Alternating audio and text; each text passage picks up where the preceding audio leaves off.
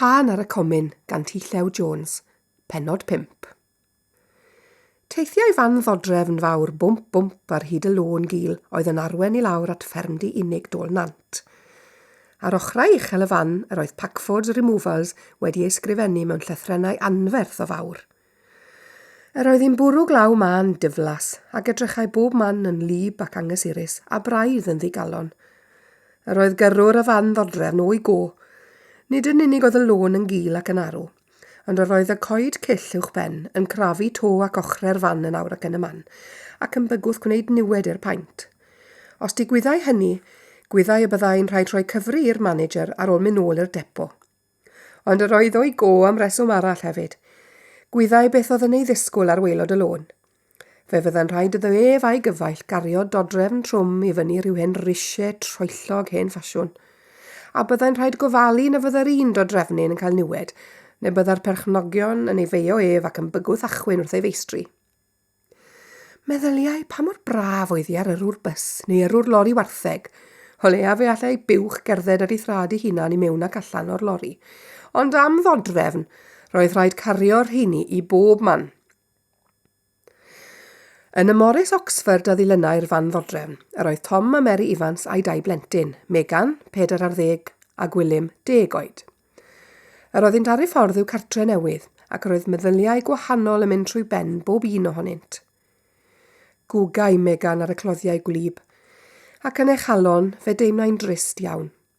Hi oedd fwyaf yn erbyn i'w thad brynu ffarm. Sut gallwch chi, meddai hi wrtho pan ddywedodd wrth i'r tro cynta, feddwl am eich claddu chi'n anymherfyddion o wlad, fydda I ddim yn dod gyda chi. Dyna'r oedd hi wedi ddweud ar y pryd. Ond dyma hi wedi dod gyda nhw i'r wlad wedi'r cyfan. Ond roedd hi wedi dal I ymladd a dadlau a'i thad hyd y diwedd bron.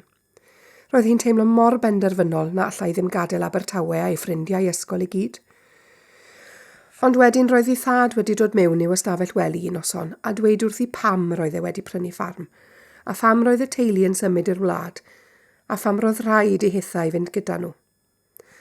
Roedd ei thad wedi eistedd ar droed y gwely ac wedi siarad yn dawel.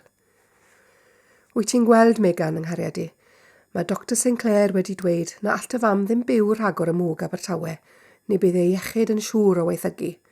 Fe ddwedodd fwy. Fe ddwedodd os oedden ni am ei chadw hi'n fyw, y bydd rhaid I ni fynd â hi I awyr iach y wlad. Cofiodd Megan iddi godi ar ei heistedd yn y gwely ac edrych yn syn ar ei thad.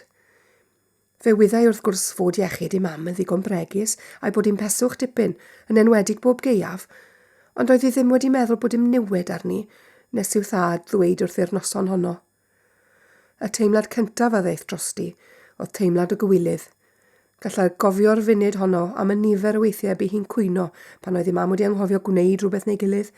Cofio amdani'n achwyn droion am nad oedd ei bwyd hi'n barod neu ddim wrth ei bodd, a thrwy'r amser roedd ei mam wedi bod yn wael ei iechyd. Yn ddigon gwael i'r doctor ddweud fod rhaid iddi fynd I fyw i'r wlad neu. Cofiodd i'r dagre ddechrau powlio o'i llygaid, a chofiodd fel yr oedd ei thad wedi rhoi ei law am ei sgwyddau i'w chysuro. Wrth gwrs, o'r funud honno ymlaen, roedd hi wedi ceisio dangos I bawb ei bod hi mor awyddus a neb I fynd i'r wlad I fyw. Dim ond hi a'i thad oedd yn gwybod pam roedd cyfreithwr llwyddiannus yn Abertawe wedi penderfynu'n sydyn I fod yn rhoi bractis fyny a mynd I ffermio. Yn wir, roedd ei wraig wedi dadlau'n hir yn erbyn y fath gam pwysig, ei bod hi'n ferch ffarm ei hunan. Ni allai ddeall pam roedd ei gŵr, nad oedd yn ffermwr nac yn fab I ffermwr, yn meddwl prynu ffarm. Ond roedd y ffarm yn Sir Benfro, ac roedd hithau'n ferch o ddyfed, ac roedd meddwl am mynd yn ôl i'w Sir Enedigol wedi gwneud iddi gytuno ac edrych ymlaen I gael symud. A hwn oedd diwrnod mawr y symud. O'r diwedd, ar ôl mynd bwmp di bwmp dros byllau a thwmpathau ar y lôn gul, daeth y lori fawr I ben ei thaith. Aeth trwy fwlch a oedd yn agored a glanio ar glos oedd mor anwastad ar lôn bob tamed. Edrychodd y gyrrwr a'i gyfaill ar yr hen ffermdy unig. Myriau melyn oedd iddo, ond bod tipyn o'r calch wedi cwmpo yma thraw. Pan stopiodd sŵn injan y lori a'r car tu ôl, roedd pob man mor ddistaw a'r bedd. Agorodd y gyrrwr ddrws y fan fawr a neidiodd i'r llawr. Edrychodd ar y clos anwastad ac ar y tŷ i geisio gweld sut allai gael y fan mor agos a oedd bosib at ddrws ffrynt y ffermdy. Erbyn hyn, roedd y teulu wedi gadael y car, ac am foment, safodd y pedwar yn y glaw ar ganol y clos. Yna aeth Mr a Mrs Evans fraich ymraich at y tŷ. Tynnodd Mr Evans allwedd fawr o'i boced ac agor y drws. Nid aeth y plant ar ei hôl am dipyn. Safodd y ddau'n edrych o'i cwmpas, gallent glywed y gwynt yn sio yn y coed hanner noeth, a hefyd sŵn patran y glaw ar dôr shed wair. Yr oedd llygad Gwilym yn loiw, oherwydd yr oedd yn barod wedi syrthio mewn cariad ar lle, gweitha'r ffaith fod y plastrin wedi cwmpo o'r muriau, ac bod y glaw yn gwneud i bopeth edrych ar ei weitha. Fe geisiodd Megan, chwarae teg iddi, beidio a chasau Dôl Nant. Fe geisiodd weld rhywbeth o'i chwmpas, allai wneud iddi garu'r hyn le. Ond ar ei gweitha, fe'i deimlai'n ddig wrth y glaw, wrth y dom ar y clos, wrth y mwsog gwyrdd oedd yn tyfu ar waelod y ffram ffenest y gegin, a phopeth. Fe deimlai'n ddig wrth ei thad am ddod â hi'r fath le, ac wrth ei mam, iddi erlyd y teimlad o'i chalon ar unwaith, am achosi'r holl newid dychrynllyd yn ei bywyd. Daeth ei thad i'r drws a gweiddi ar ddau ddyn y lori ac ar y plant. Cwpanau bach o de cyn dechrau gweithio, te, i bob sychedig un.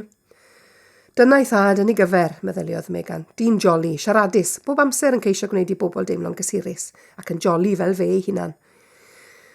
Ond roedd ei lais yn taro'n gras ar glistiau Megan y funud honno. Megan, llais ei thad eto, y llestri te nawr bwt ysgwelyd un dda. Dewch i'r tŷ bobl, fe fydd y te yn y tebod cyn pen winc, gawn ni fwrw ati wedyn. Edrychodd gyrrwr y lori a'i gyfaill ar ei gilydd, ac yna eithant mewn i'r tŷ.